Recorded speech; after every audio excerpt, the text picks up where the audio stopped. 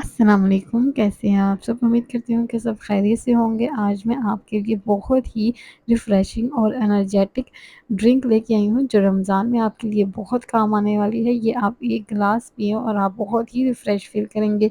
तो इसके लिए आपको वीडियो एंड तक देखनी पड़ेगी। तो रेसिपी बनाना स्टार्ट करते हैं। बिस्मिल्लाहिर्रहमानिर्रहीम। इसके लिए मैंने 10 से 15 बादाम लिए हैं, जिसको मैंने 10 से 12 घंटे पहले भिगो दिया था और इसके तमाम छिलके मैंने उतार दिए हैं।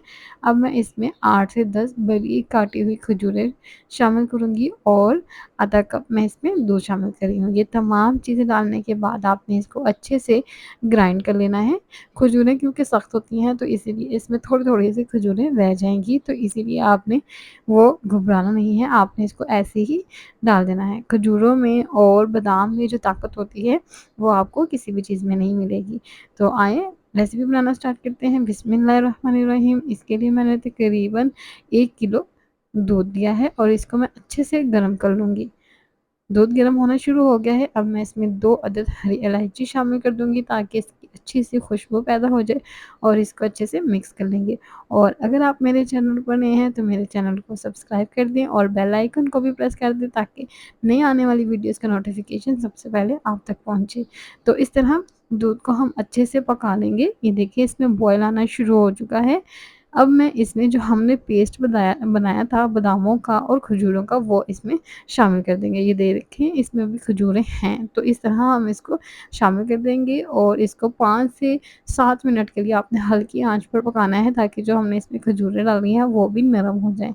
तो इस तरह हम इसको हल्की आँच पर अब आपने 2 5 से घूँट 7 पानी मिनट लेना के है लिए और पका इसमें लेंगे। 1 खाने का चम्मच आपने कस्टर्ड शामिल कर देना। आप जो मर्ज़ी कस्टर्ड शामिल कर सकते हैं। ये मैंने मैंगो फ्लेवर लिया है, आप अपनी मर्ज़ी के मुताबिक वनीला या स्ट्रॉबेरी फ्लेवर भी इस्तेमाल कर सकते हैं। तो इस तरह हम कस्टर्ड डालने के बाद इसको मिक्स करते जाएँगे, साथ-साथ आपने मिक्स करते रहना है वरना इसके लम्प्स बन जाएँगे। तो इस तरह कस्टर्ड डालने के बाद भी आपने इसको हल्की आँच पर 10 मिनट के लिए पकाना है। तो इसमें डालेंगे 2 खाने के चम्मच चीनी। चीनी आपने ज़्यादा नहीं डालनी क्योंकि हमने खजूरें डाली हैं तो उसकी मिठास बहुत ज़्यादा होती है, तो इसीलिए आपने इसमें कम ही चीनी शामिल करनी है।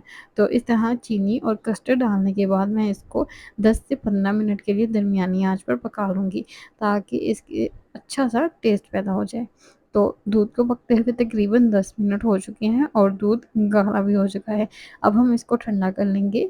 2 घंटे हो चुके हैं और दूध ठंडा हो चुका है। ये देखिए इसके ऊपर मलाई आना शुरू हो चुकी है।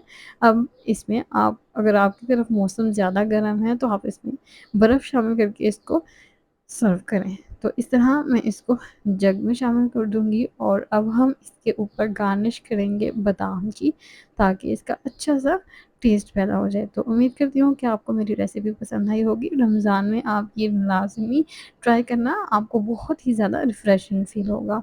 तो इस तरह हम इसके ऊपर बादामों की गार्निश कर लेंगे। रमज़ान से रिलेटेड वीडियोज़ के लिए आप मेरे चैनल को सब्सक्राइब कर लें और मिलते हैं अगली वीडियो में। तब तक के लिए अल्लाह हाफ़िज़।